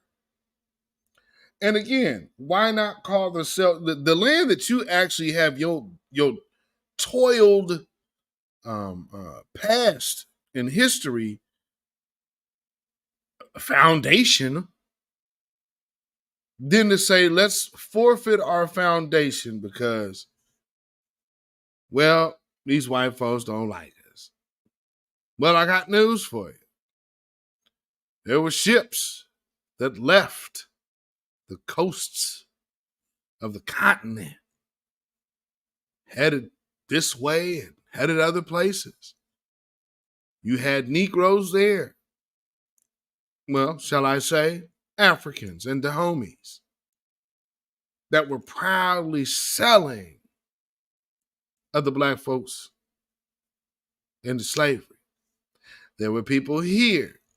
There were lighter skinned natives who took money and lined up and sided up with the supremacists to put some of these free black folks and all of this wealth that they had up north in their possession and put them in slavery. Some of these situations were happening. As long as they weren't in major towns or you had some of these townships that are no longer in existence. Yeah, there's a humongous history in this country that we don't need to worry about fleeing from, to be calling ourselves what we're not. We are far from Africa. We have no recollection or knowledge thereof. We know where we are at. We know where our ancestors' bones are buried here, for the most part. There's generations even with that we wouldn't know. All of that is due to us being here. I don't understand how we look so down on where our family's bones are, to just jump out the window and consistently keep pushing Africa, Africa, Africa, Africa, as if our ancestors here didn't exist. You understand what I'm saying? But where is that? Hold on. Because somebody found, look, was this it? Hold on. Just wait a minute.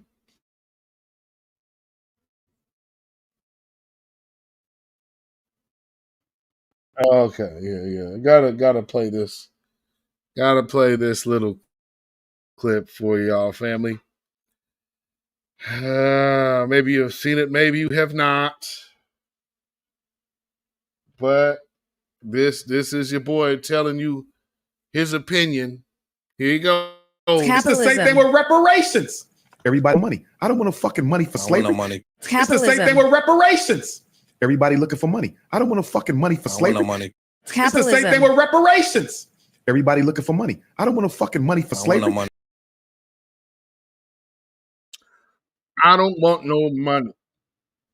I don't want no money.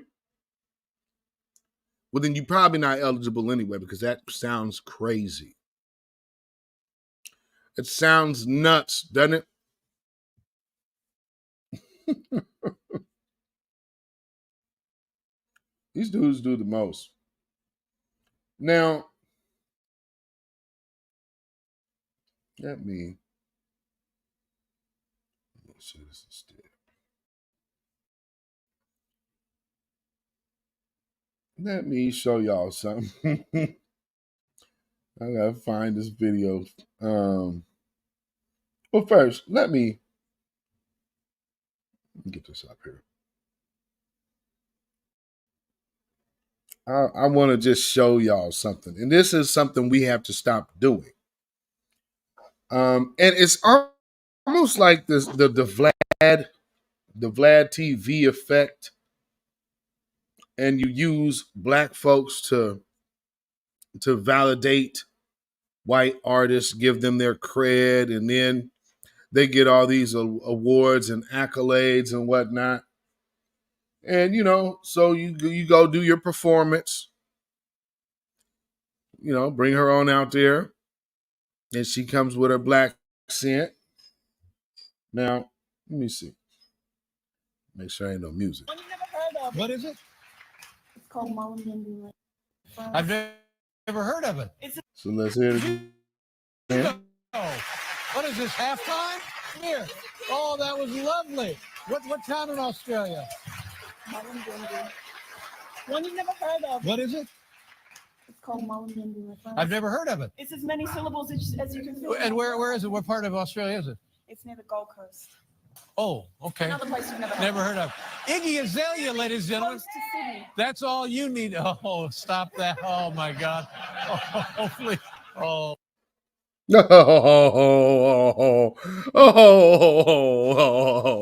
Stop.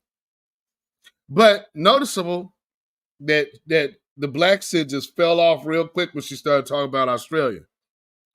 That black Sid fell off smooth off as soon as she started talking about Australia.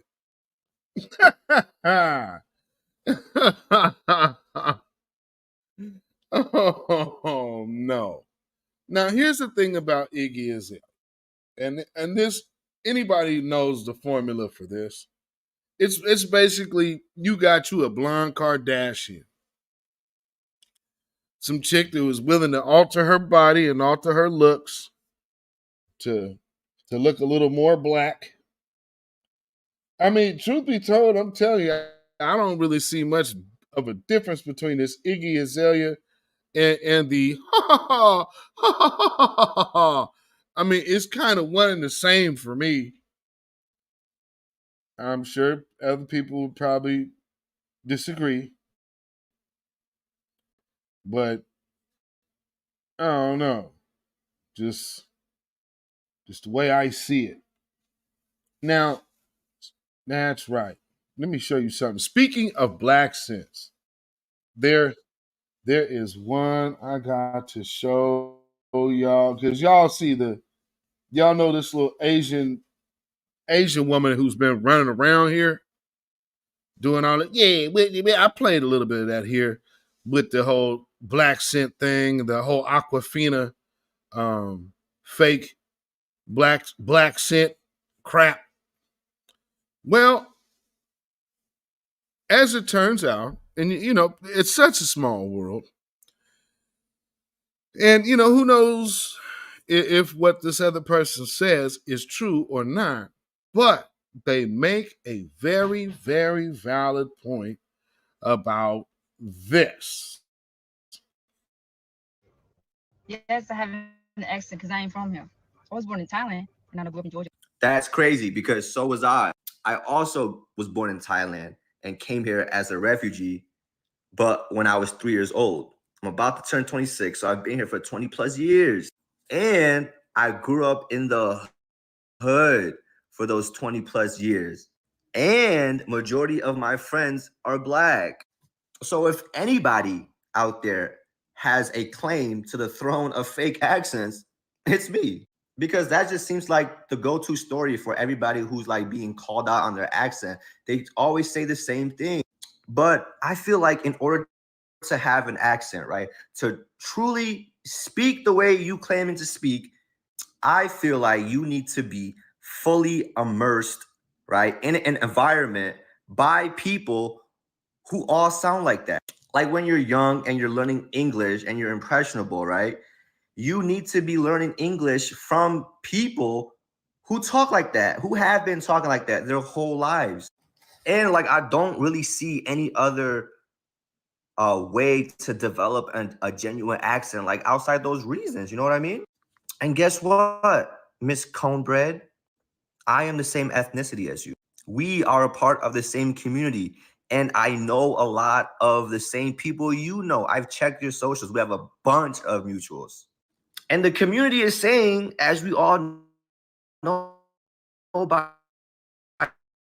now, that you don't talk like that for real. And I don't know why you're on this app trying to convince millions of goal is. Like, what are you trying to gain from out of this? You know what I'm saying? What are you trying to get by being an accent in this way?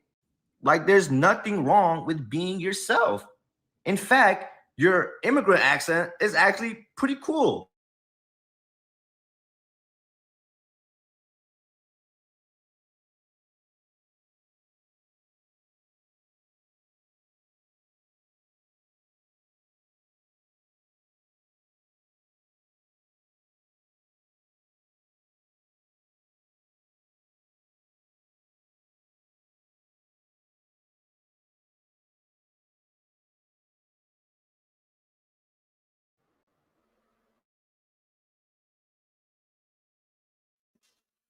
Wow, he hit it with the making us look bad. You making us look bad. Now that's funny. That is funny. And, in this case, of course, I would have to say Umar is absolutely correct on his take. And, yeah, he most definitely ain't wrong with his position. I would have to agree. Let me see. There's a little something else. I'm gonna find it. Where's that at?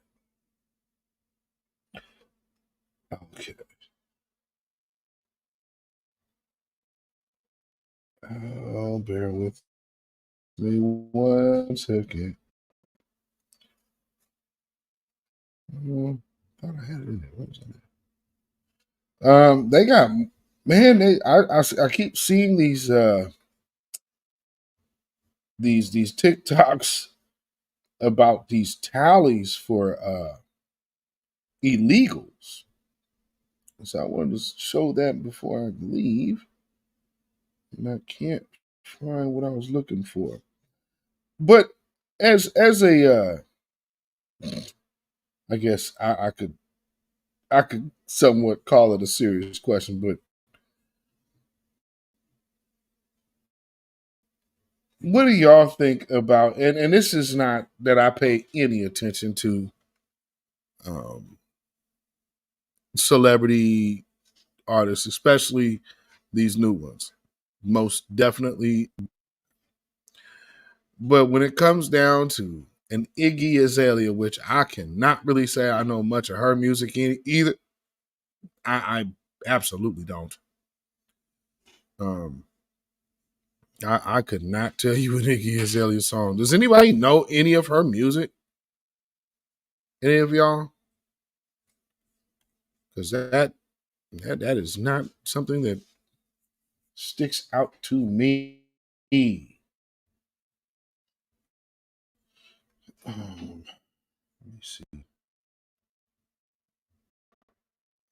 No, I just had that.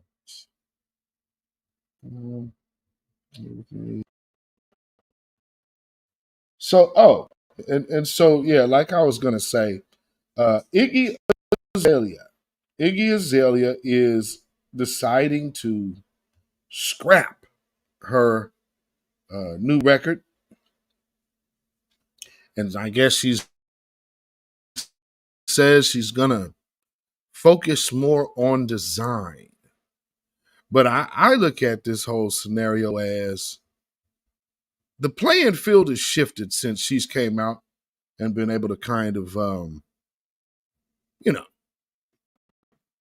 culture vulture and be falsely promoted. She got Grammys and there's stuff that, oh man, and Beyonce hasn't been able to get this feat. Well, yeah, Beyonce ain't white. And so if you have enough talent, the one thing that says talent in the music business is longevity. Eminem has not had a hit in probably the last 20 years. This is 2023. What's the last Eminem record? I can't tell you of any song. No. Nick, can't think of one. And not that I'm the biggest Meg Thee Stallion fan, but I will say she has bars. I used to like her older stuff. I used to mess with. Now, all the booty shaking, twerking stuff that she on now, I'm cool. But when she was kind of breaking in, she was like hardcore MCing. Like, well, she still has bars. I'll give it to her. She still got bars. But yeah, Iggy Azalea, totally made up artist from T.I. Marshall Mathers, aka Eminem, nowhere near the greatest, and I don't even know why that's a conversation that ever comes up. MC Shan is a liar because that whole GOAT thing is not a media thing. That is something they push in that gets pushed often. I've heard that conversation from where no white people are at, which kind of crazy to me, but nonetheless, I have heard that conversation. And I would have to strongly disagree with anybody pushing these two. And I don't necessarily call Eminem a culture vulture. However, I do call him a vulture from this aspect. You should give credit to the culture, first and foremost. But the arrogance to which these people feel that they are entitled to positions because they've spent some time here. A cultural thing that's passed down over generations. The lack of patience that these people demonstrate for their instant gratification of being regarded better in a field full of Negroes, started by Negroes and totally immersed and birthed in Black culture. They want to be on top of it.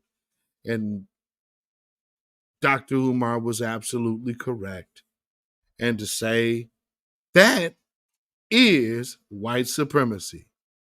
So if anybody can understand, well, that's probably because Buck dancing, shuffling, scratching, bootlicking, bamboozling, Uncle Tom Negro.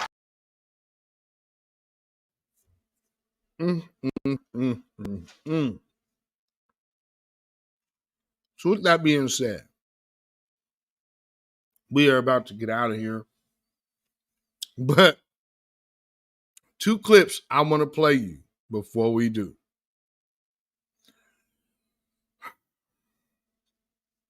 This first one's very short, but it's right to the point. And understand why the current parties that be, especially the Democratic Party that has have had nothing but endless free support from the Black community. Now they have, and once again, stabbed Black folks in the back. At the same time, trying to warm Black folks up like this. This country is doomed. It is doomed, not just because of African Americans, but because by 2040, this country is going to be minority white European. You hear me? Minority white European. And you guys are going to have to start working more with Hispanics, who make up a larger portion of the population than y'all do. New report from the U.S. House Committee on Homeland Security Majority. They say the price tag per year is $451 billion. That is both for the housing and care of the asylum seekers as well as.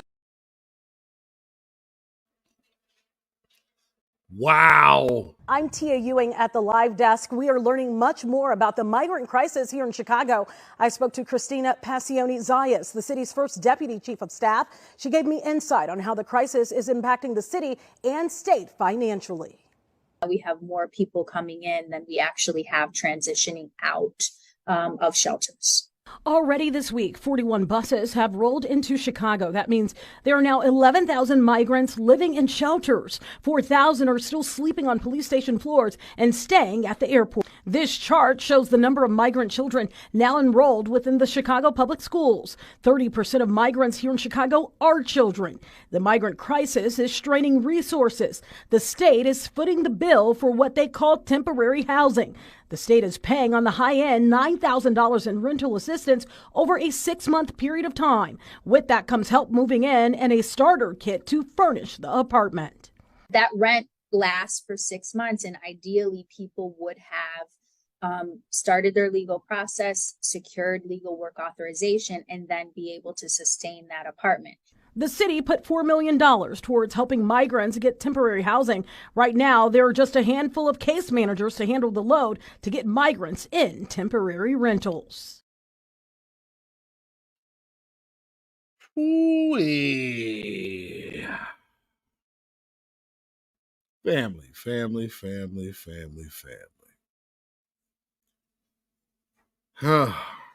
You talk about a government that has betrayed its people. If you are still talking about the Democrat Joe Biden, man, I don't know. I still think he our best option. Well, then we just going to have to write you off because you are nothing but a Democratic court gesture, and you are proud and happy playing the fool and clown. Meanwhile, while the funding partners of Black empowerment's undermining are sitting up there plotting and planning their next moves, we are well aware that all of these agendas that we see coming against us are very well funded because anti-Blackness is big business. So never forget, when they put these people out here, oh yeah, let's invite them to the cookout. Next thing you know, they're trying to say, I'm the greatest of all of you niggas.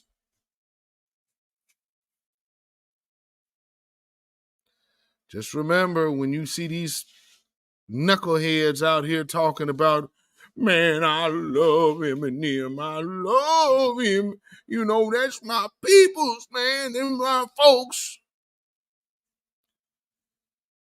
For all of you who think that you should be elevating outsiders over your own community, to whom you know, probably people who never dropped a record that can wax both of these, well, I won't say manufactured in Eminem's case, but manufactured artists, man, y'all get one of these. Sambo.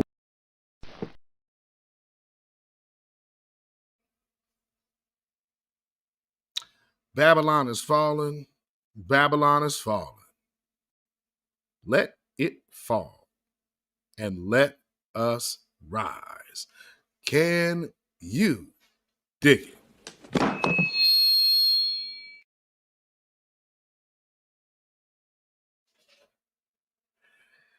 Hoo-wee. Lord, Lord, Lord.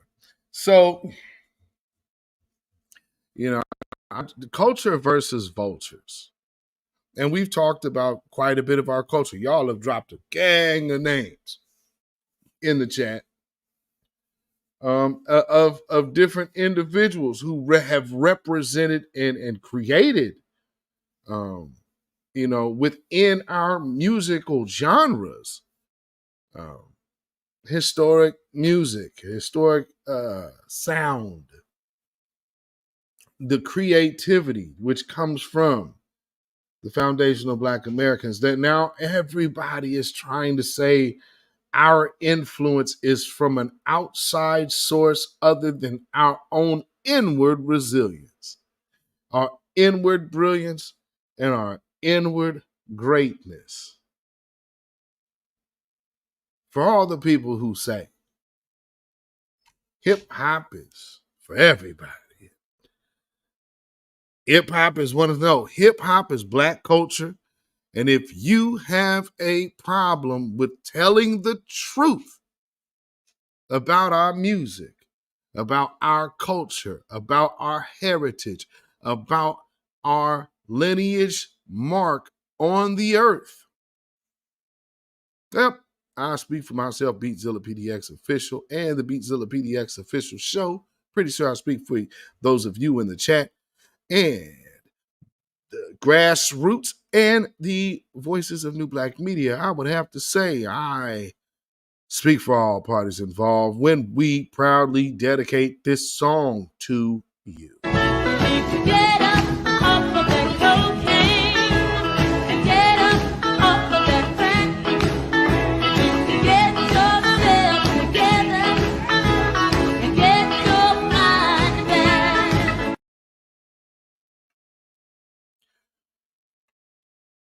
Reparations, reparations, reparations. Hashtag hands off our reparations. You have no rights here. We're not under the empire.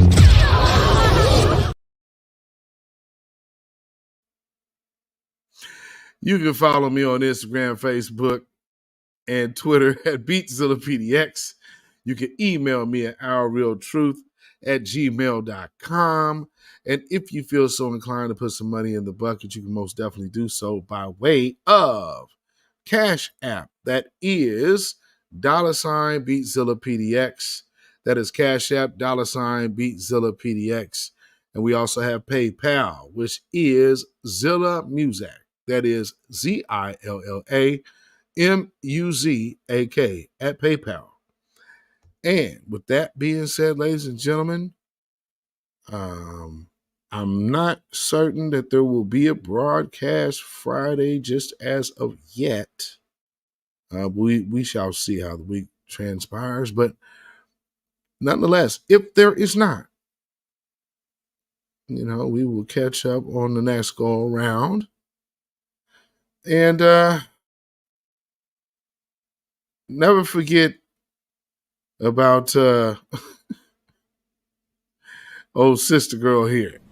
So I'm not going to sit here and say I'm going to do something that's only going to benefit black people. No. And Charlamagne is feeling shame. Ain't that something? Dummy. When the black street talks to you, when the grassroots is telling you to not put your cape on for these folks and don't come around us caping for these folks, but nonetheless, that's what you went and did for the Democrats. Well, I don't know what to tell you.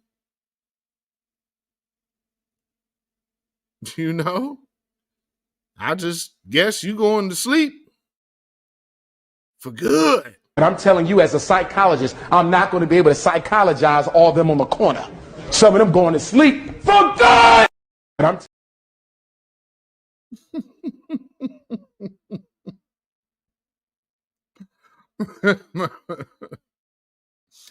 Oh, goodness. Stay black. Stay vigilant. Stay alive, family. Until next time, black first, black first, black first. Shalom, y'all. Have a good evening. When you know who Satan is, Yes, sir. you don't have to kill him. No. The stone of truth. Yes. See, that's what you throw. Yes, right. Allah says, had we wished to take a pastime from before, surely we would have done it. Nay, we cast truth at falsehood till we knock out its brains. Every one of you that knows the truth, stand up and tell it from the mountaintop. Black people can't take it no more.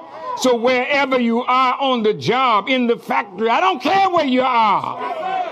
If you know the truth, stand up on the truth and tell Satan, who the hell are you to try and pick my friends? Farrakhan is God's man, and you are from the enemy of God. So to hell with you. Stand up on it like a man.